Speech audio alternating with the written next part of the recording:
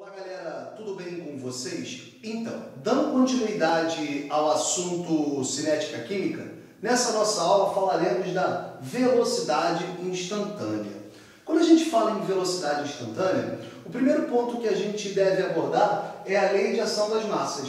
A lei de ação das massas diz o seguinte, que a velocidade de uma reação química é diretamente proporcional ao produto das concentrações em mol por litro. Quando eu falo em concentração em mol por litro, estou dizendo em concentração molar ou molaridade dos reagentes elevadas a expoentes determinados experimentalmente a uma dada temperatura. Por exemplo, eu tenho aqui a reação A mais B produzindo C mais D, onde A e B são os reagentes desta minha reação química genérica. C e D são os produtos. E Azinho, Bzinho, Czinho e Dzinho são os coeficientes estequiométricos que vão equilibrar, que vão balancear esta equação química. Então, olhando para essa equação química, como é que eu monto a lei de ação das massas? A lei de ação das massas ela vai ser dada através da seguinte expressão matemática. A velocidade ela é proporcional ao produto das concentrações dos reagentes, concentrações estas em mol por litro, elevadas a expoentes, tá? Que são determinados experimentalmente. Os expoentes aqui, x e y. Para transformar uma proporcionalidade em uma igualdade, basta a gente inserir uma constante de proporcionalidade. Ou seja, nesse caso você vai ter que a velocidade é igual à constante de proporcionalidade de K vezes a concentração do reagente A elevado ao expoente experimental X vezes a concentração molar de B elevado ao expoente experimental Y, onde K a gente chama de constante de velocidade. Esse K é importante destacar para vocês que ele depende da temperatura, ou seja, mudei a temperatura da reação. O que vai acontecer com a constante de velocidade? Vai mudar. Tudo bem? Para a gente finalizar essa primeira parte da nossa aula, duas observações são importantes que vocês saibam. Primeira, a lei de ação da massa aplica-se à velocidade em um dado instante. Ou seja, ela não mede a velocidade média, e sim vai medir a velocidade instantânea. E outra coisa muito importante que você deve saber é o seguinte, que a expressão da lei de ação das massas só vão participar reagentes que estejam no estado gasoso ou em solução aquosa. Falaremos agora, gente, da lei de ação das massas para as reações que ocorrem em etapas. É importante destacar que a gente viu lá na aula de gráficos termocinéticos que reações que ocorrem em etapas são chamadas de reações não elementares. Então, quando uma reação química processa-se em etapas, a etapa lenta é que determina a velocidade da reação. Por exemplo, eu tenho aqui o NO2 reagindo com o CO, produzindo NO e CO2. Esta reação, o exemplo está me dizendo que ocorre em duas etapas. A primeira etapa eu tenho NO2 mais NO2 produzindo NO3 mais NO. E a segunda etapa, o NO3 reage com o CO produzindo NO2 mais CO2. Ele também me informa que a primeira etapa é a etapa lenta do processo e a segunda etapa é a etapa rápida do processo. Então, como é que eu vou expressar a lei de ação das massas? Como visto anteriormente, quem vai determinar a lei da velocidade é a etapa lenta para as reações não elementares, ou seja, para as reações que ocorrem em várias etapas. Olhei aqui para a etapa lenta. Então, a velocidade é igual a constante de velocidade ou constante de proporcionalidade cinética vezes a concentração de NO2 vezes a concentração do outro NO2, ou seja, então eu tenho que vai ser a concentração do NO2 ao quadrado. Tudo bem? Um outro ponto que é importante abordar quando a gente fala em velocidade instantânea é a ordem e a molecularidade de uma reação química.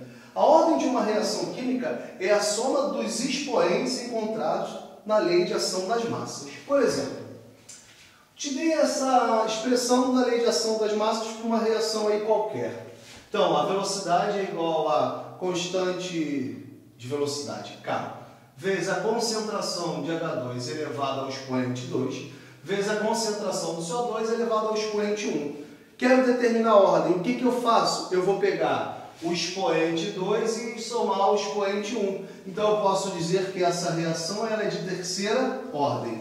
Molecularidade de uma reação é o número de espécies reagentes que se chocam em uma reação química ou na etapa mais lenta, quando eu estiver pensando em reações que ocorrem em etapas, em reações não elementares. Por exemplo, eu tenho aqui o NH3 mais água, produzir cátion amônio mais hidroxila. Qual é a molecularidade desta reação? Bem, eu não tenho duas espécies químicas se chocando? Tenho, Patrick. Então, eu digo que essa reação ela é bimolecular ou uma reação de molecularidade 2. Galera, para finalizarmos essa nossa aula de velocidade instantânea, falaremos da lei de ação das massas em sistemas gasosos, ou seja, em reações que ocorrem em fase gasosa. Bem, como é que fica a definição para isso? Ele diz que a velocidade instantânea para um sistema com participantes gasosos é diretamente proporcional às pressões parciais destes quem? Dos reagentes no estado gasoso, elevado aos seus respectivos coeficientes estequiométricos. Uma coisa que é válido fazer uma observação para vocês é que a equação de Clapeyron ela pode ser usada para a gente determinar a pressão parcial de um gás. Para você que esqueceu, qual é a equação de Clapeyron? PV igual a nRT. De novo, equação de Clapeyron, PV igual a nRT. Agora eu vou falar de um jeito para você jamais esquecer a tal equação de Clapeyron. Por você, nunca rezei tanto. Então, ó, equação de Clapeyron, tu vai lembrar o seguinte, por você, nunca rezei tanto. Onde o Pzinho indica a pressão parcial do gás. O V, o volume do sistema gasoso. O N, o número de mols. O R é a constante universal dos gases. E o T corresponde à temperatura. Vou começar a rearrumar, tá, esta equação de Clapeyron. Daqui para cá, o que eu fiz? Eu passei o volume para o outro lado, dividido. Então, P é igual ao número de mols dividido pelo volume vezes RT.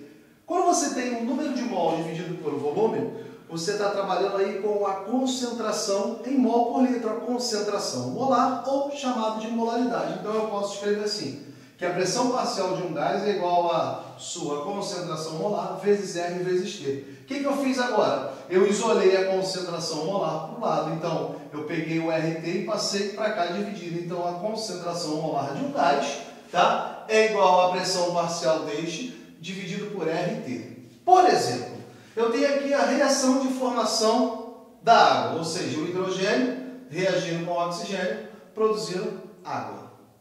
Para esta reação, eu estou te dizendo que a lei da velocidade é a seguinte. A velocidade é igual a constante de velocidade vezes a concentração do hidrogênio elevado a 2 e a concentração do oxigênio elevado a 1. Eu quero escrever isso em termos de pressão parcial. Observe o seguinte, que a concentração eu posso substituir por pressão sobre RT. Então, aqui para o caso do H2, eu tenho que pressão do H2 dividido por RT ao quadrado, vezes, para o caso do oxigênio, pressão do oxigênio dividido por RT. Reescrevendo isso aqui, eu tenho que a velocidade é igual a constante de velocidade ou constante de proporcionalidade cinética K, vezes pressão parcial ao quadrado de hidrogênio, dividido por R2 vezes T2, vezes a pressão parcial elevado à primeira potência de oxigênio vezes RT. Rearrumando esta equação, que representa a lei de ação das massas para esse sistema gasoso, eu tenho que a velocidade é igual a constante de proporcionalidade cinética K, ou constante de velocidade, vezes a pressão parcial de hidrogênio ao quadrado, vezes a pressão parcial de oxigênio elevado à primeira potência, dividido por R3 vezes T3. Galera, espero que todos tenham gostado dessa aula, na qual a gente fez uma abordagem da velocidade instantânea. E se liga, não esquece de se inscrever no canal e o mais importante, acione o sininho porque você vai receber notificações de novos vídeos que forem sendo postados no canal. Um grande abraço e até a próxima.